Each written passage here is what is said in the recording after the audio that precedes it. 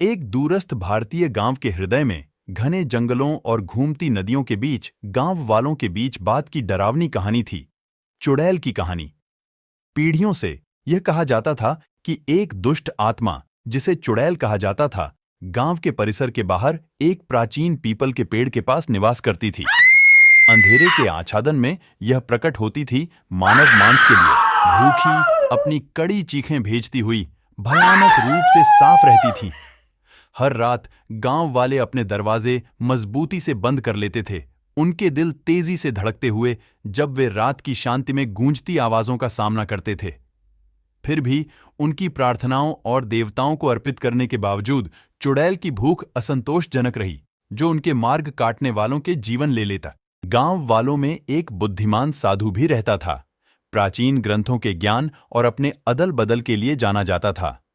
गांव की अवस्था को सुनकर उसने चुड़ैल से मुकाबला करने और उसकी तानाशाही को एक बार और उसकी रात्रि की उपासना को समाप्त करने का वचन दिया। अपने स्टाफ के साथ और उसके होंठों पर चांदी चमकाने वाले साधु जंगल के गहराई में आगे बढ़ा, पीपल के पेड़ के आसपास के विचारशील चिंदखलों से गायब होते हुए। जब वह प्राचीन पेड़ के पास पहुंचा तो हवा दुष्टता के साथ घनी हुई और धरती उसके पैरों के नीचे हिलने लगी। हर कदम साधु ने चुड़ैल की मौजूदगी को और नजदीक महसूस किया, उसकी दुष्ट आंखों का ध्यान आकर्षित किया। बिना हिचकिचाहट के उसने आगे बढ़ा, अपनी श्रद्धा के साथ जो उसे अंधकार से बचाने में मदद की। आखिरकार उसने चुड़ैल के साथ चेहरे से चेहरे की मुकाबला किया। उसका रूप टेढ़ा और विकृत, उसकी आंखों में भूख से जलते हुए उसने अपना स्टाफ उठाया और दिव्य की शक्ति को आह्वान किया, जो छायाओं को चुड़ैल के बुरे आत्मा को बनाम करने के लिए भेजा। एक ध्वनि मुग्ध गरजने के साथ चुड़ैल दुखी में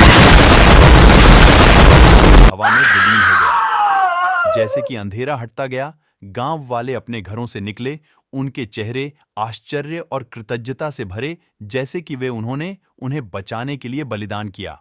उसके पीछे आने वाले दिनों में गांव उत्सव मनाता रहा, उनकी खुदाई के नए आजादी का जश्न मनाता रहा।